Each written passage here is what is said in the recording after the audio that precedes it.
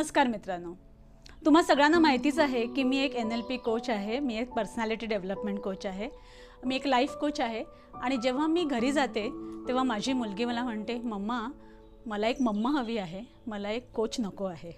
माझा नवरा जेव्हा रात्री घरी येतो आणि मी मम्माच्या रोलमध्ये असते, तो म्हणतो मला एक मम्मा आहे, मला बायको हवी आहे, मला आणखीन एक मम्मा नको. कळतोय फरक तुम्हाला? आपण कधी कधी या सगळ्या भूमिकांमध्ये इतक्या अडकून जातो ना की आपली ती आयडेंटिटी बनून जाते, नाही का? सगळ्यांना पटली की नाही गोष्ट?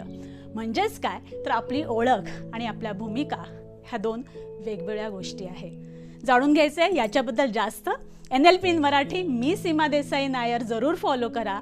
फेसबुकला आमचं पेज आहे NLP इन मराठी, इन्स्टावर आमचं हँडल आहे NLP_मराठी. तुमच्या भूमिका आणि तुमची ओळख ह्याच्यातला फरक लवकरच जाणून घेऊया. नमस्कार.